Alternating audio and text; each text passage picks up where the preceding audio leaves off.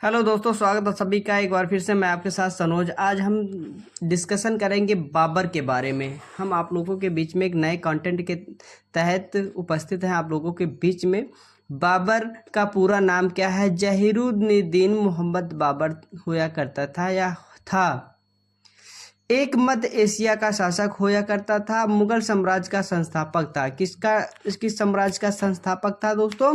मुगल साम्राज्य का संस्थापक होया करता था। वह भारत में अपनी सौम्य विजय और शासन स्थापित करने के लिए आया था। इसके बारे में हम पूरी तरह से डिस्कशन करेंगे दोस्तों। लगातार वीडियो को देखने के लिए हमारे यूट्यूब चैनल को सब्सक्राइब करें, दोस्तों में शेयर करें, लाइक करें, कमेंट करें, ताकि आपका सपोर्ट हमेशा मिलता रहे, आपके दोस्तों का सपोर्ट हमेशा मिलता रहे। और हमें नए नए कंटेंट बनाने में आप लोगों की मदद चाहिए और आप उकसाते रहें हम, ताकि आपके लोगों के बीच में नए नए कंटेंट बना के उपस्थित रहें हर बार हर टॉपिक के साथ। तो दोस्तों, आज हम डिस्कशन करेंगे भारत में बाबर क्यों आया था। बाबर भारत क्यों आया था? बाबर का भारत आने का मुख्य उद्देश्य अपने साम्राज्य का विस्तार करना था। यानी कि बाबर का मुख्य उद्देश्य था भारत में अपने साम्राज्य विस्तार करना था, और वह अपना विस्तृत रूप से भारत को पराजित करके अपने मुट्ठी में करना चाहता था। यह एक स्थायी शक्ति आधार स्थापित करना चाहता था। इसके भी कुछ कारण होया करते थे, जैसे कि मध्य एशिया में अस्थिरता। बाबर का जन्म फरगना आधुनिक उज्बेकिस्तान में हुआ था, लेकिन वह जज्बे को एक नए स्थानीय शासकों के साथ संघर्ष के कारण वह अपनी पैतृक भूमि को स्थायी रूप से नियंत्रित नहीं कर सका था। यानी क्यों? तो किसी भी कारण से अपनी पैतृक भूमि को स्थायी रूप से नियंत्रित नहीं कर सका था। राम समरकंद, जिसे वह अपना सपना मानता था, यानी कि एक ऐसी समरकंद जो था वो अपना सपना, बहुत बड़ा सपना मानता था, बार बार उसके हाथ में से निकल गया था, और वह बार बार किसी भी कारण से समरकंद में शासक नहीं कर सका, शासन अपना काल नहीं चला सका, और वह अपने बार बार अपने उसके हाथ से वो निकल जाता। अवसर की तलाश होया करती थी। बाबर को हमेशा अवसर की तलाश होया करती थी। भारत, विशेष रूप से उत्तरी भारत, उस समय का धन संपदा और संसाधनों के लिए प्रसिद्ध होया करता था। यानी कि जब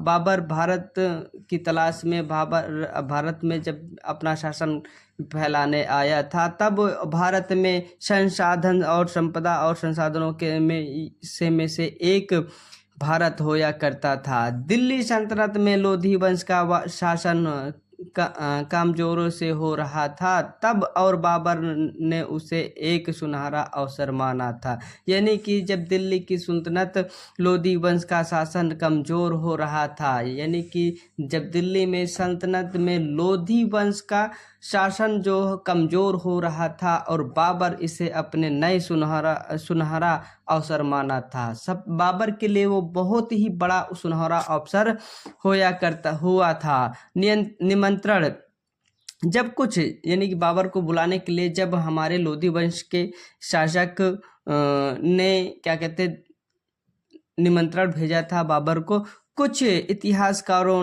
के अनुसार पंजाब के गवर्नर दौलत खान लोधी और राणा सांगा जैसे स्थानीय शासकों ने बाबर को इब्राहिम लोधी के खिलाफ मदद के लिए आमंत्रित किया था। हालांकि बाद में राणा सांगा और बाबर के बीच में संघर्ष भी हुआ था।